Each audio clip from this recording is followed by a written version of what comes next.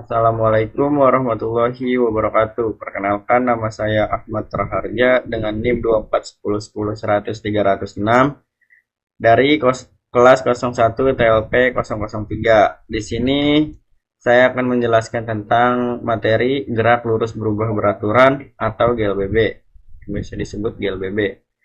Di sini langsung saja kita masuk ke dalam materinya.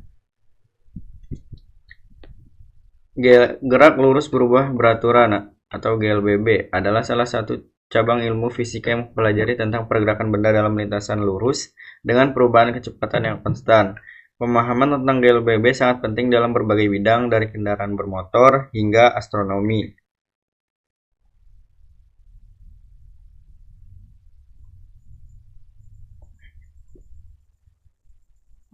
Di sini kita langsung lanjut ke definisi gerak lurus berubah beraturan. Yang pertama, kecepatan benda pada saat awal gerakan. Yang kedua, perubahan kecepatan benda persatuan waktu. Dan yang terakhir, kecepatan akhir, kecepatan benda pada akhir gerakan. Oke, kita lanjut. GLBB sendiri mempunyai karakteristik sebagai berikut. Yang pertama, lintasan lurus.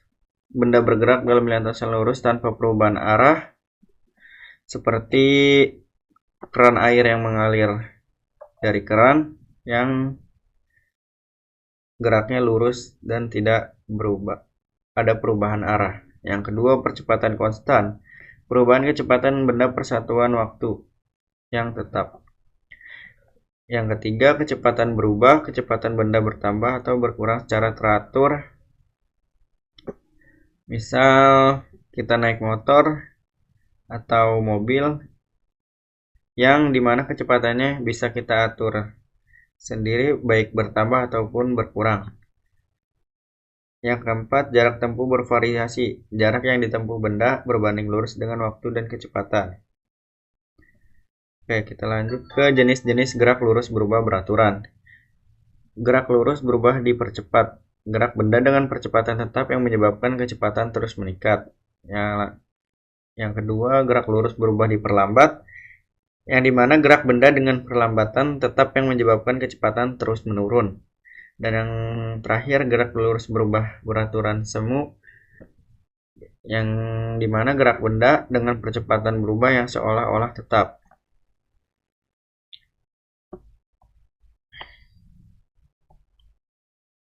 Kita lanjut ke persamaan matematis gerak lurus berubah beraturan. Di sini gerak lurus berubah beraturan mempunyai 3 rumus, yaitu rumus kecepatan, rumus jarak, dan rumus percepatan. Rumus kecepatan yang dimana V sama dengan U tambah AT, dimana V adalah kecepatan akhir, U adalah kecepatan awalnya, dan A adalah percepatan. Dan yang terakhir T yaitu waktunya. Yang kedua, rumus jarak. Rumus jarak yaitu S sama dengan UT tambah 1/2 AT akar 2, di mana S adalah jarak tempuh U.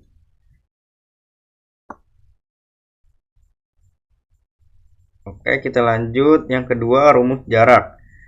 S sama dengan UT tambah 1/2 AT akar 2, di mana S adalah jarak tempuh, U adalah kecepatan awal, A-nya percepatan, dan T adalah waktu. Yang ketiga, rumus percepatan, yang dimana A sama dengan V dikurang U per T, dimana A adalah percepatan, V adalah kecepatan akhir, U-nya kecepatan awal, dan T-nya adalah waktu. Oke, masuk ke penerapan gerak lurus berubah beraturan dalam kehidupan sehari-hari.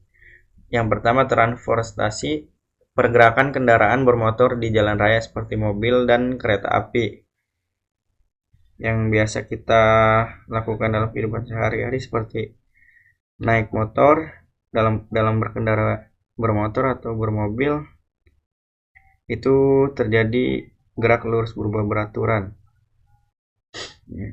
Yang kedua, olahraga seperti lari cepat, loncat jauh, lemparan bola. Yang ketiga astronomi, gerak planet, asteroid, dan meteor dalam tata surya. Dan yang terakhir dalam kehidupan sehari-hari yaitu industri, yang dimana pergerakan benda-benda di pabrik seperti conveyor belt dan mesin.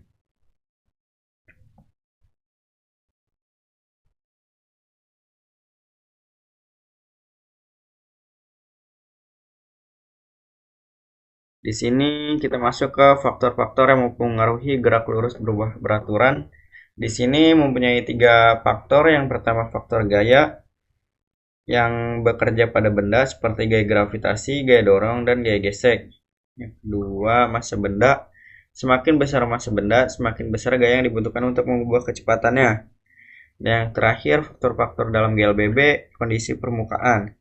Kondisi permukaan yang kasar atau licin akan mempengaruhi gaya gesek dan percepatan benda.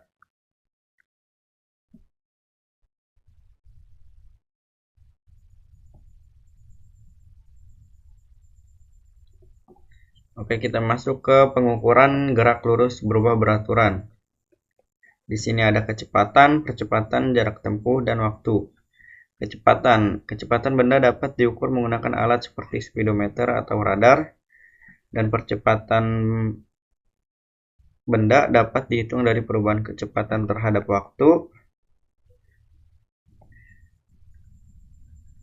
Yang ketiga jarak tempuh. Jarak tempuh benda dapat diukur menggunakan alat ukur jarak atau sensor gerak.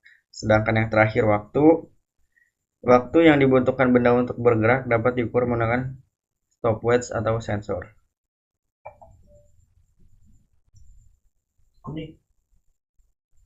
Baik, di sini kita akan masuk ke contoh soal dan pembahasan. Sebuah sepeda motor awalnya diam, kemudian bergerak dengan percepatan 3 meter per second kuadrat selama 4 detik. Berapakah jarak yang ditempuh sepeda motor tersebut? Diketahuinya V0 sama dengan 0, A-nya sama dengan 3 meter per second akar 2, dan T-nya sama dengan 4 second. Di sini kita memakai rumus S sama dengan V0 ditambah T dikali T, ditambah 1/2 A lalu dikali T akar 2. Cara penyelesaiannya S sama dengan 0 kali 4 tambah 1/2 kali 3 kali 4 akar 2. Lanjut, S sama dengan 0 tambah 1/2 dikali 6 dikali 16 yang hasilnya 24. Kenapa hasilnya 24? Karena 16 dikali 3 48, lalu 48 dibagi setengahnya 1/2 yaitu yang hasilnya 24 meter. Jadi jawabannya jarak yang ditempuh sepeda motornya yaitu 24 meter. Baik, dan yang terakhir kesimpulan materi GLBB dari definisi gerak lurus dengan perubahan kecepatan yang konstan. Lanjut dari karakteristik GLBB, lintasan lurus, percepatan konstan, kecepatan berubah, jarak tempuh bervariasi. Penerapan GLBB-nya transportasi olahraga, astronomi, dan industri. Dan yang terakhir pengukuran GLBB, kecepatan, percepatan jarak tempuh, dan waktu tempuh. Sekian dari saya. Mohon maaf bila ada kata yang salah atau belibet atau masih kurang lancar. Mohon dimaafkan. Kurang lebihnya mohon maaf. Wabillahi taufik wal hidayah. Wassalamualaikum warahmatullahi wabarakatuh. Waalaikumsalam.